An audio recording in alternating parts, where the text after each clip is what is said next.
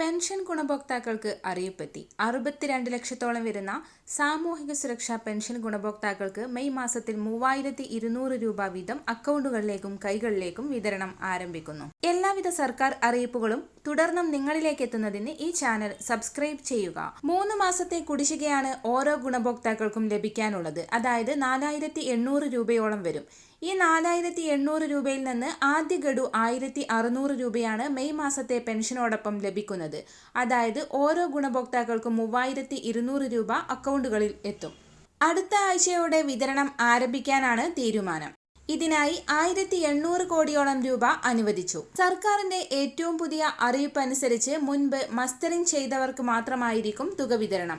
അതോടൊപ്പം തന്നെ വരുമാന സർട്ടിഫിക്കറ്റിലെ കാര്യങ്ങൾ, രേഖാസമർപ്പണം ഇതെല്ലാം തന്നെ കൃത്യമായി പാലിച്ചിട്ടുള്ളവർക്ക് തുക എത്തിച്ചേരും. 2025 മസ്റ്ററിംഗ് ഒന്നും തന്നെ സർക്കാർ ഇതുവരെ പ്രഖ്യാപിച്ചിട്ടില്ല. കഴിഞ്ഞ തവണ മസ്റ്ററിംഗ് ചെയ്തവർക്കെല്ലാം ഇപ്രാവശ്യവും ആനുകൂല്യങ്ങൾ മുടങ്ങാതെ എത്തിച്ചേരും. അതുമാത്രമല്ല, ധനസഹായം വാങ്ങുന്ന വ്യക്തികളിൽ വിധവാ പെൻഷൻ വാങ്ങുന്നവരും അതോടൊപ്പം തന്നെ അവിവാഹിത പെൻഷൻ സ്കീമിൽ ഉൾപ്പെട്ടവരും ആനുകൂല്യങ്ങൾ കൈപ്പറ്റുന്നുണ്ട്.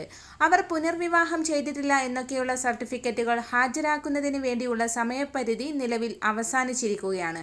അതുകൊണ്ട് തന്നെ അത് ആരെങ്കിലും ഇനിയും നൽകാനുണ്ടെങ്കിൽ അങ്ങനെയുള്ളവർക്ക് ആനുകൂല്യങ്ങൾ മുടങ്ങുന്നതായിരിക്കും. നിങ്ങളുടെ പെൻഷൻ ആനുകൂല്യങ്ങൾ എന്തെങ്കിലും കാരണവശാൽ മുടങ്ങുന്നുണ്ടെങ്കിൽ സേവന പെൻഷൻ സൈറ്റിൽ കയറി നിങ്ങളുടെ പെൻഷൻ സ്റ്റാറ്റസ് പരിശോധിച്ച് ഉറപ്പുവരുത്തുക.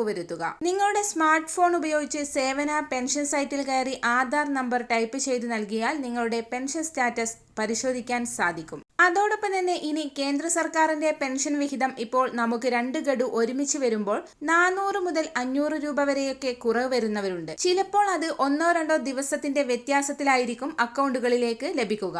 എന്നിരുന്നാലും കേന്ദ്രവിഹിതം കൃത്യമായി ലഭിക്കണമെങ്കിൽ ആധാർ ബാങ്ക് അക്കൗണ്ട് സീഡിംഗ് നമ്മൾ ചെയ്തിരിക്കണം.